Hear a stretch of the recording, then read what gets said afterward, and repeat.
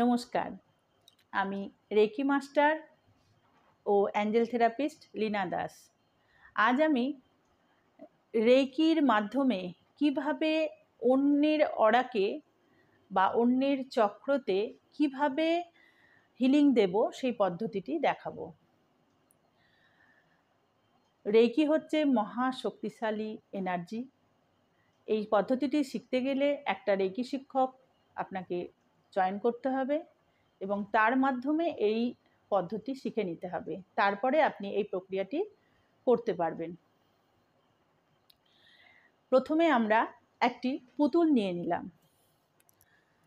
যখন আমরা দূরবর্তী কাউকে চিকিৎসা করব, তখন এই পুতুলটিকে যাকে চিকিৎসা করব তাকে ভাবব।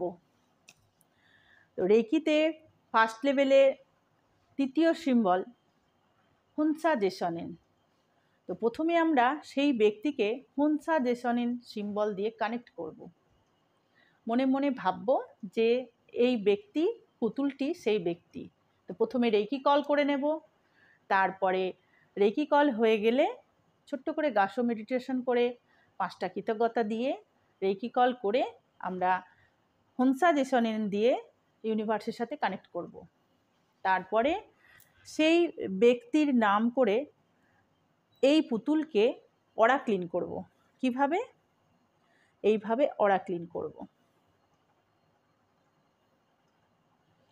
আর এই অরা থেকে যা নেগেটিভিটি ইউনিভার্সে বার্ন করব। সমগ্র পুতুলকে ভালোভাবে নিয়ে ঘুরিয়ে ঘুরিয়ে মাথা থেকে পা পর্যন্ত সব জায়গা অরা ক্লিন করব এবং ইউনিভার্সে বার্ন করব। এই প্রক্রিয়াটি মোটামুটি 5 মিনিট করতে হবে।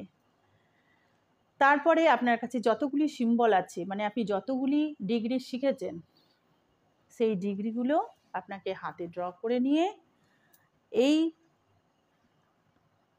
পুতুলকে নিয়ে চোখ বন্ধ করে আপনাকে স্ক্যান করতে হবে। স্ক্যান করার পদ্ধতি হলো বাম হাতে এইভাবে স্ক্যান করতে হবে। যেখানে আপনার এনার্জি বেশি কম হবে, হাত দপদপ টিনটিন ঝিনঝিন করবে, তখন আপনাকে 2 হাতে এইভাবে হিলিং দিতে হবে। পুতুলের গায়ে টাচ করে নয়, কিছুটা দূর থেকে রেখে এই পদ্ধতি করব।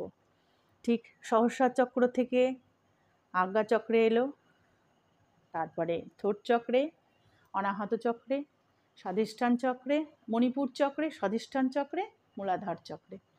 এইভাবে আমরা প্রতিটি চক্রে হিলিং দিতে থাকব এবং হাত যেখানে বেশি এনার্জি নেবে বুঝতে হবে সেই অংশে আপনার হিলিং লাগবে, ততক্ষণ পর্যন্ত আপনাকে হিলিং দিতে হবে।